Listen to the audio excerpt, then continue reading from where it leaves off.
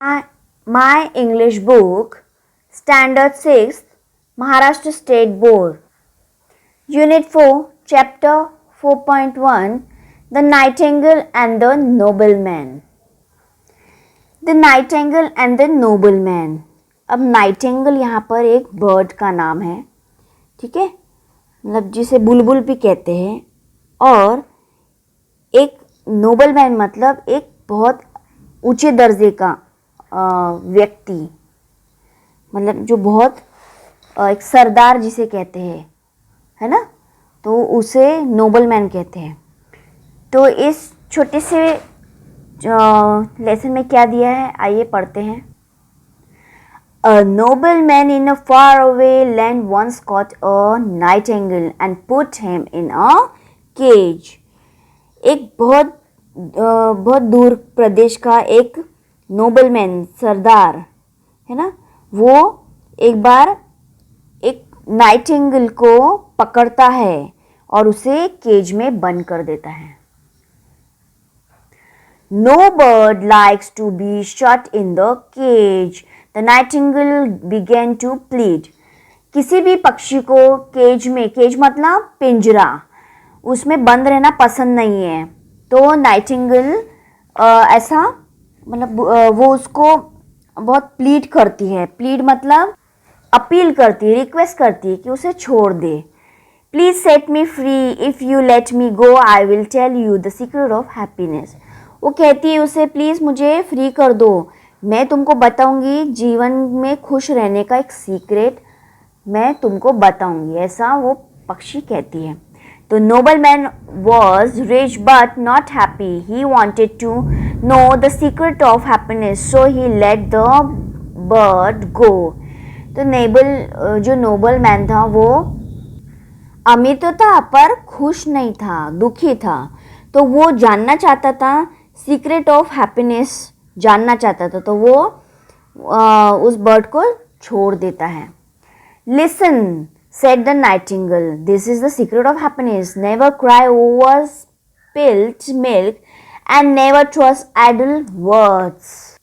वो नाइटिंगेल कहती है, सुनो, जो सीक्रेट ऑफ हैप्पीनेस है वो क्या है, कभी भी किसी भी जो चीज़ हो गई है, ठीक है, जो चीज़ हो गई उस पर शोक नहीं जताना चाहिए, और कभी आइडल वर्ड्स में फालतू की बातों पे विश्वास नहीं करना चाहिए। The nobleman didn't think much of the secret, this is just a silly piece of advice, he exclaim. तो नोबलमैन है वो ज़्यादा इस बार ज़्यादा नहीं सोचता उस सीक्रेट के बारे में। वो सोचता है कि ये तो एक सीक्रेट सा ऐसे सिली, मतलब ऐसे तुच्छ सा एडवाइस है, ऐसा वो कहता है। The Nightingale flew a little higher and said, too bad you let me go. I have rare diamonds under my wings. Now you won't get any of them. तो नाइटिंगेल उड़ती है, थोड़ा ऊंचाई पर उड़ने के बाद वो कहती है कि उड़ने के बाद वो कहती है कि तुमने मुझे फालतू ही जाने दिया, ऐसा वो कहती, तो मुझे फालतू ही जाने दिया। मेरे जो पंख है उसके नीचे रेयर डायमंड्स है, मतलब जो इजीली नहीं मिलते, ऐसे रेयर डायमंड्स है मेरे पंख के नीचे, अब तुमने वो तो खो दिया है। Now the nobleman was really very angry and very unhappy. Oh no, how stupid of me, you wicked bird, you nasty bird, wait till I catch you again. He began to wail. तो जो सरदार था, nobleman था, वो बहुत angry हुआ, बहुत very unhappy हुआ। वो कहता है, ओ नो, क्या स्टूपिड हूँ मैं, है ना, क्या मूर्ख हूँ मैं। वो बर्ड को कहता है कि दुष्ट बर्ड, विकेट बर्ड, दुष्ट बर्ड और खराब bird, wait till I catch you again, तुम रुको, मैं फिर से तुम्हें पकड़ूंगा, ऐसा वो चिल्लाता है। Don't be so upset my lord, said the nightingale, it was kind of you to let me go. तो नाइटिंगेल कहती है कि तुम अपसेट मत हो, ये आपकी अच्छा है कि आपने मुझे जाने दिया। That's why I gave you a good piece of advice, तभी मैंने आपको बहुत अच्छी एडवाइस दिया। Think over it, the first thing I said was don't cry over spilled milk.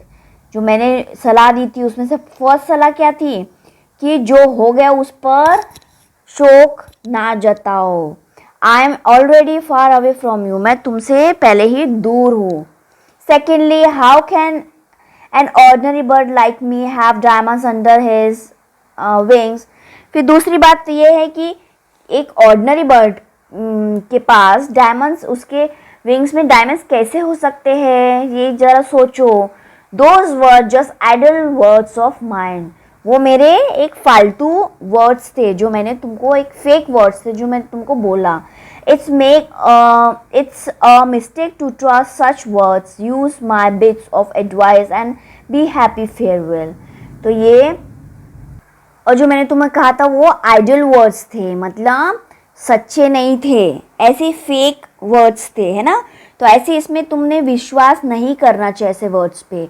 ये उसने दूसरी सलाह जो दी थी, use my bits of advice and be happy, ये मेरे एडवाइस यूज़ करो और हैप्पी रहो। फेयरवेल, चलो अच्छा करके वो चली जाती है। The noble man watched as the bird flew away, तो वो देखता ही रह गया। नोबल मैन, उसे पक्षी दूर जाते हुए देखता ही रह गया आसमान की तरफ। तो ये थी छोटी सी कहानी जो हमें सीख भी देती है। क्या सीख देती है कि ज़िंदगी में खुश रहने की क्या सीक्रेट है। जो हो चुका उसे जाने दो, उस पर शोक ना जताओ, उसके बारे में बार बार सोचो मत, और झूठी बातों पे विश्वास मत करो, जो सच्चाई है उसी के साथ चलो। तो ये चैप्टर हमें यही सिखाता है। तो आई होप बच्चों आपको ये चैप्टर समझ आया होगा। अब वीडियो के नेक्स्ट पार्ट में इससे रिलेटेड क्वेश्चन आंसर्स देखेंगे। Thank you.